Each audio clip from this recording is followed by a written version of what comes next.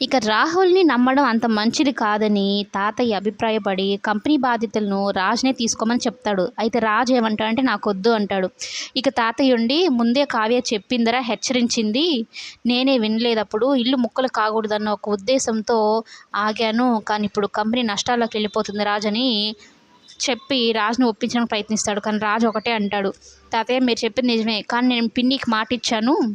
కళ్యాణ్ ఇంటికొస్తే గానీ కంపెనీ బాధ్యతలు నేను తీసుకోనని అని చెప్పడంతో ఇక ప్రకాష్ ఉండి మీ పిన్ని ఏం కాదని నా కంపెనీ నష్టాల్లోకి పోతుంది అంటే మీ పిన్ని ఆయన చూస్తూ ఊరుకుంటుందా? సరే అని అంటుంది కదా!